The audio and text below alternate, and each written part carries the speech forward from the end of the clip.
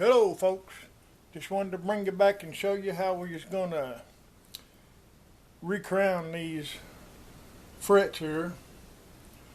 As I told you before, they're flat from here down now. There's flat spots on top of them, not all of them. Now we're going to use this recrowning file. And I wanted to bring you in close so you could see this and maybe learn what to do. So this dude has a medium, large, and a small, and we're using the medium today on this. So I wanted to show you how you got to get in there. You got to round them back over from the flat to round, and I've marked them with a red marker, and I'll leave a thin line. You're not going to be able to see it probably, but there'll be a thin line left when I'm done. That way I know I'm rounded over. So here we go.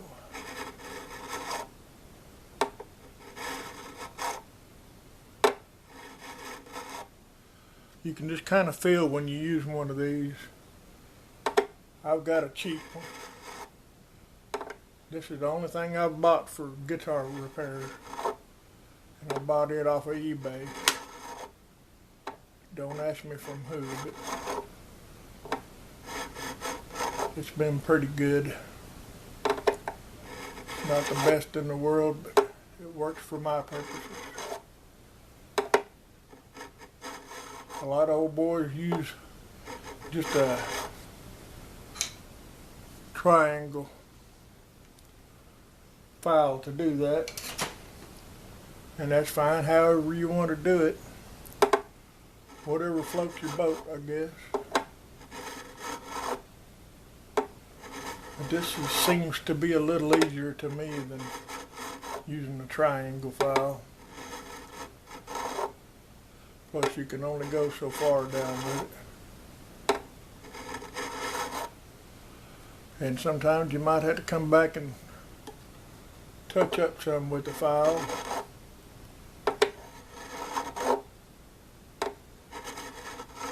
I'm no expert at this. I've just really learned really good how to do it. So just letting you know it takes practice. And I have an old guitar around that I can work on. It helps. Every once in a while I'll buy one that I see like at a yard sale or on the market on Facebook.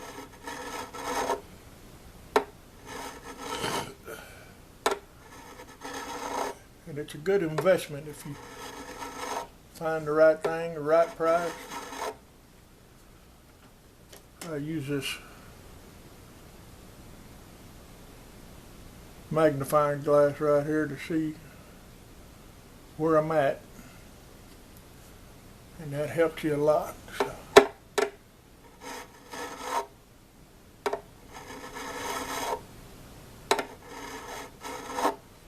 Like I say, now this one right here has a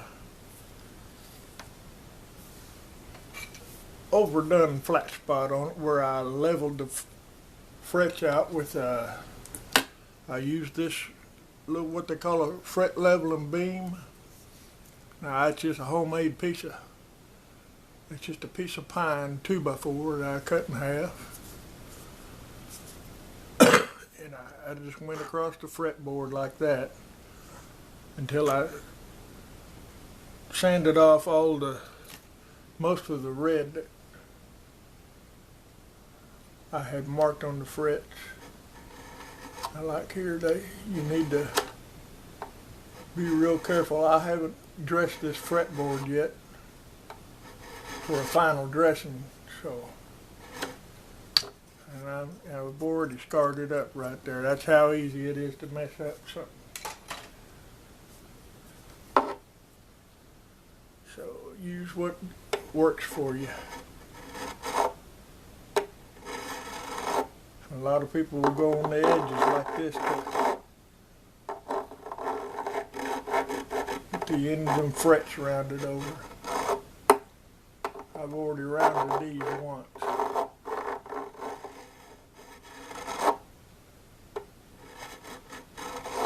After we get done doing this, we'll have to come back and polish these frets up and get all these file marks out of them. Everything takes time, so you just got to take your time. Be kind of gentle with everything. You got to have patience if you want to do this. If you're one of these guys that ain't got no patience, I wouldn't recommend even starting this mess.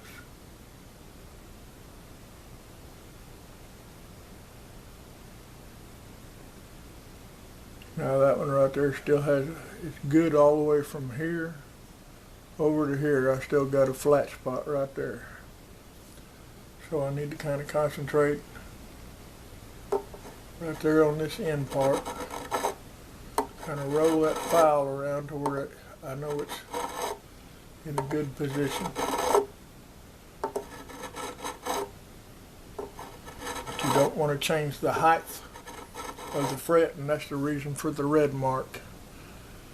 Because when you round them over, you can, if you leave just a red thin line on there on the very top of that fret, and you know you got it right.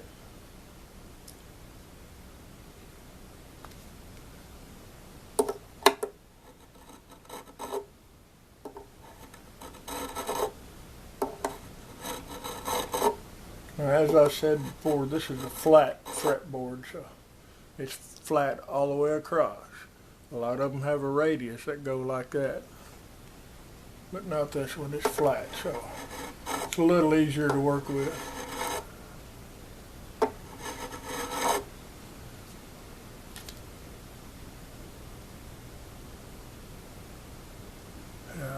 That one's good and rounded.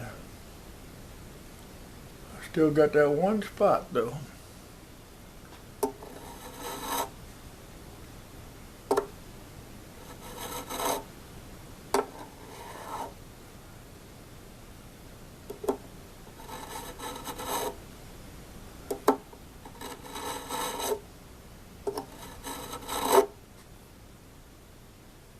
Right here, right now is where I'm gonna check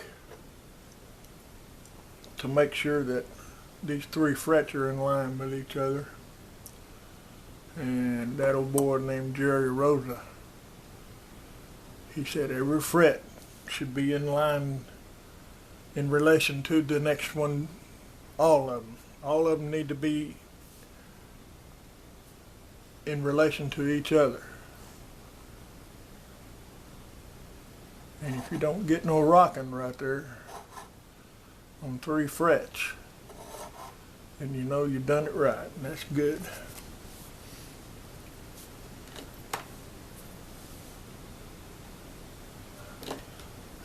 Now, at the end of this fretboard,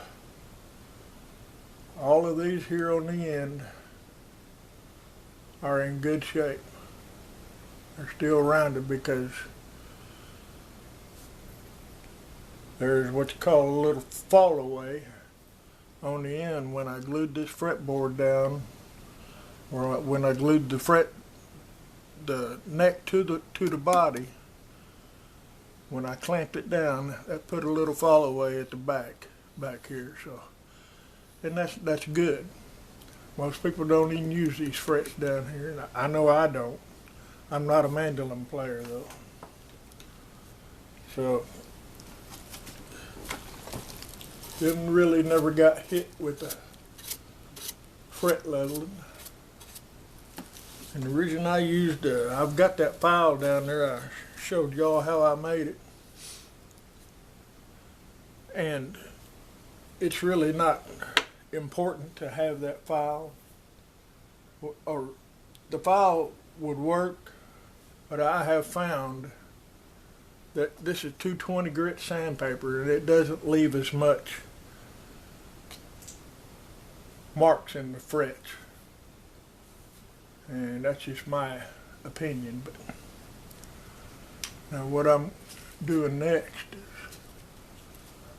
is I've got 1200 grit sandpaper, which is wet and dry, and we usually just use it dry. But first I'm going to go across this with some 600 wet or dry.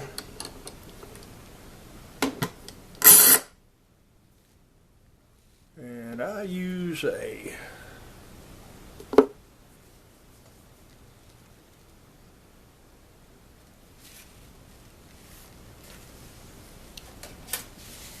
school eraser when I do things like this, especially wet sanding.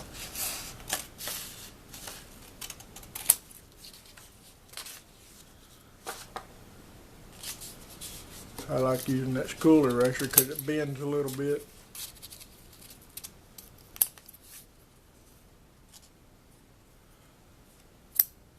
Now if you take a notion to, I guess you could wet this sandpaper down to polish these frets up with, but it's not necessary. And this is what I learned from Jerry Rosa. Just go across it. He does it by hand. He's been doing this for 35 years. This is with 600 here.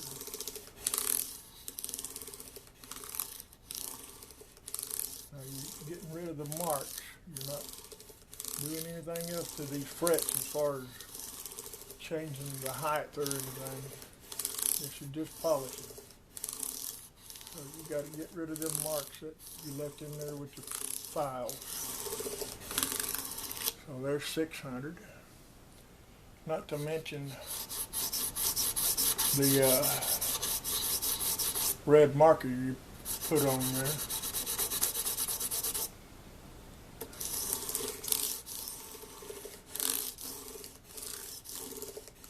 A lot of guys use black marker. It depends on what you got and whether or not you can see it good enough.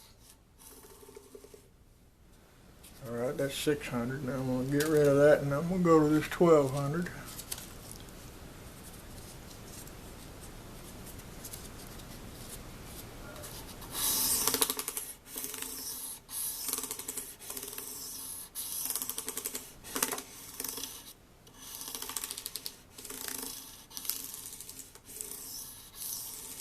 Now what I like to do is go like this, up and down the fretboard. That gets your marks out. You're still leaving scratches that are 1200 grit, so after you get that to a certain point, then you may want to come back this way.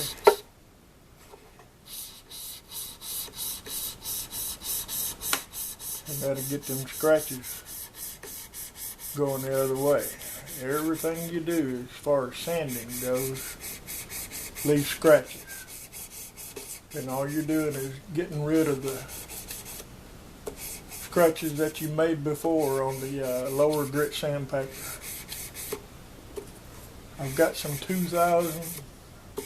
Some people use steel wool here.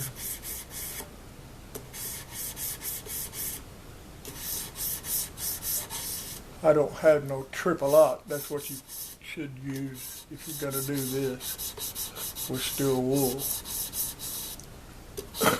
Triple aught will basically, I mean, it just shines them right up, but then you have all that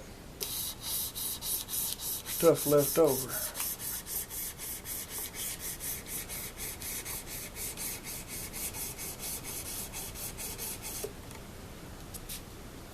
All right. Now, get rid of all the dust on this thing.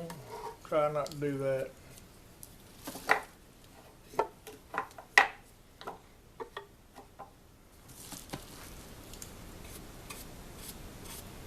It's always good to have a little dry brush here to Get rid of what you leave behind.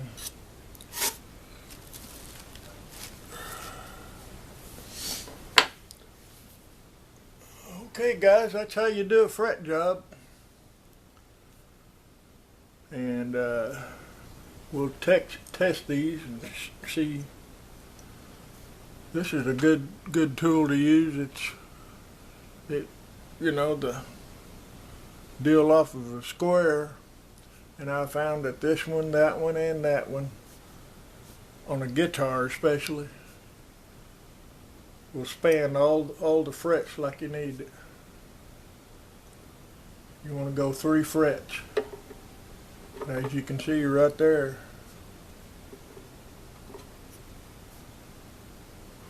there's no rocking. Alright, that's good. It's a little wide.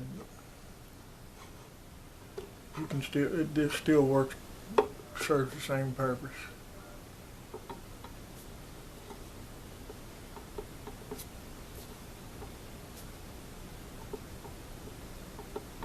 I've got a little bit of a high fret right here.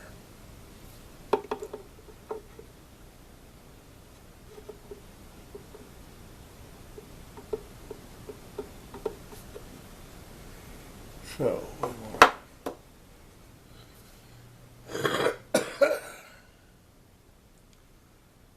come back now with some, usually I just use a file on that, and I don't know where my good file is.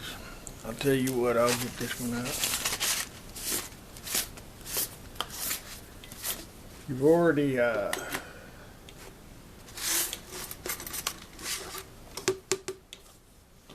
and yes, I picked this whole mess of files up right here at a yard sale. $2. It's going to cost you anywhere from 12 to 15 to 20 bucks if you buy them new. Just thought I'd show you that. We got to pick a really fine grained one out.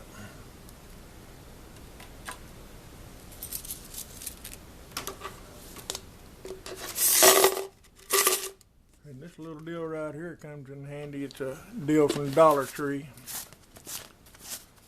You don't have to spend an arm and a leg doing this stuff if you don't want to.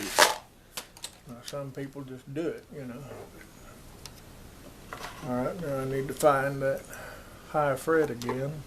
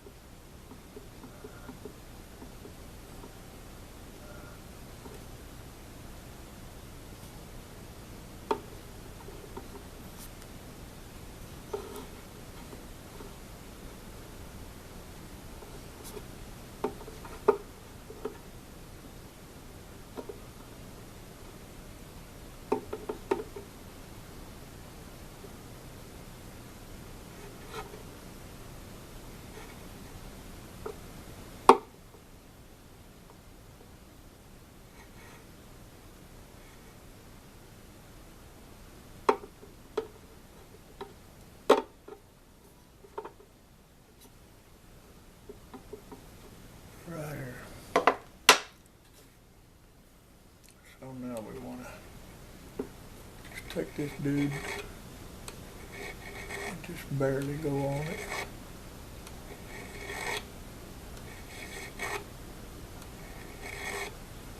Just spot sand it, so to speak.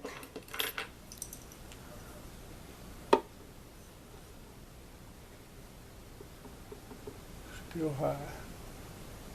Now it's fine down this way. When you get over here on that side though, it's running high. You can hear that.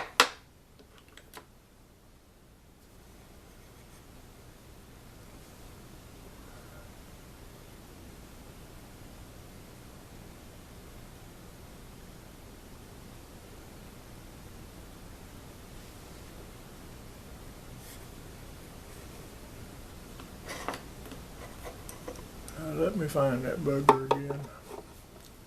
I got the world's worst memory.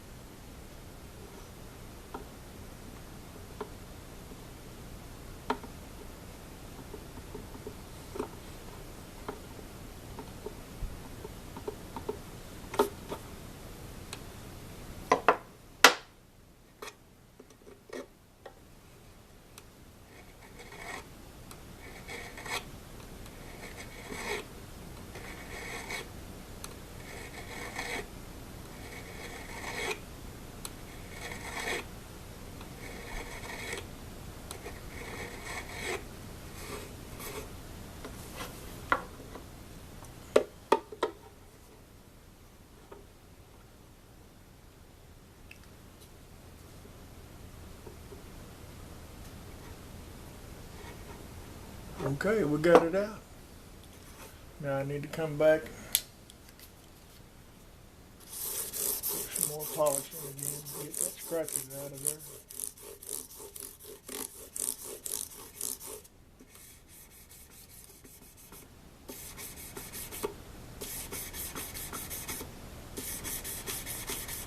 Okay, next thing we're going to do is dress this fretboard.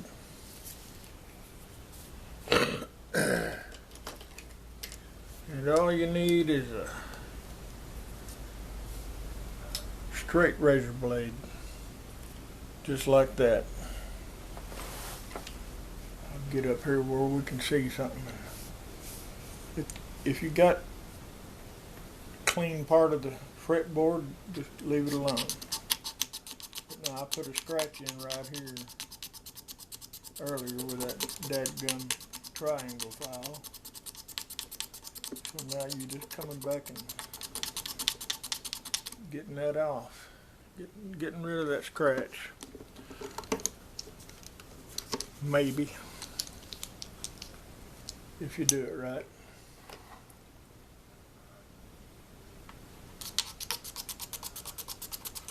You just got to get the feel of this.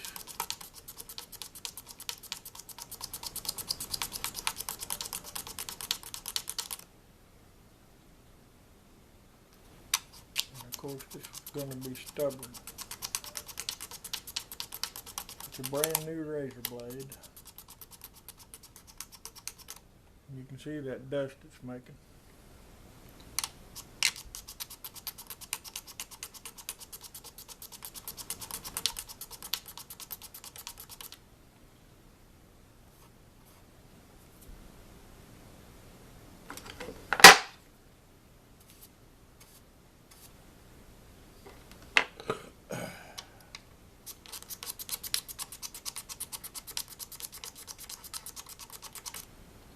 And that scratch right here is being real stubborn.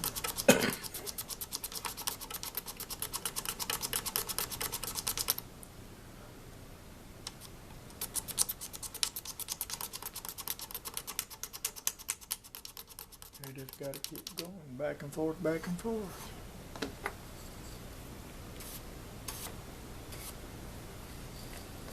You don't want to do it too much where you leave a big gully in your fretboard there, because you'll be able to feel it. There, that's good.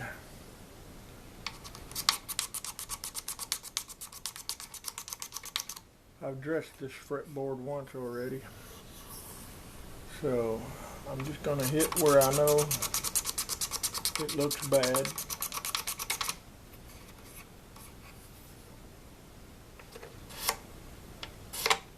Right up here where the nut goes is one spot.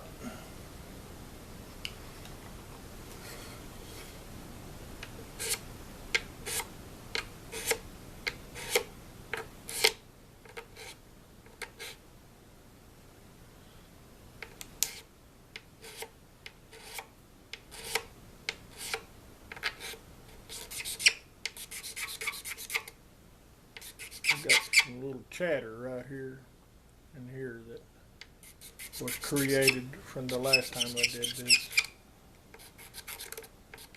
So I want to make sure I get that out before I put that nut on.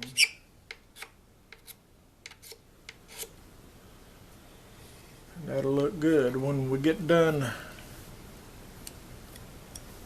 doing a few touch-ups on it.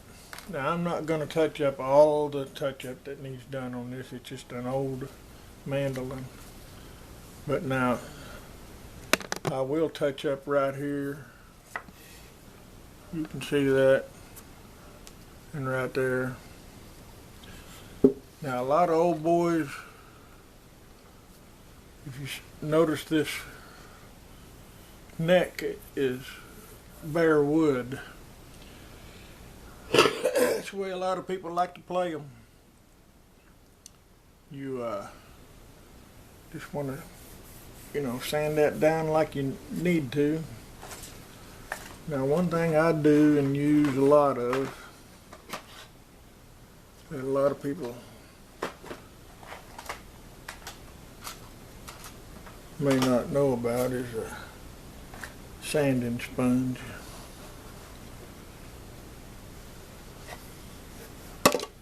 And it's an extra fine sanding sponge if I could find it.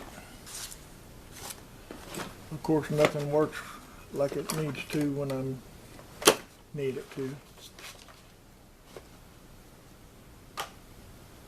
So when I locate that, I'll show it to you. Well, all right, folks. That's it for today, and we thank you for watching. Like and subscribe.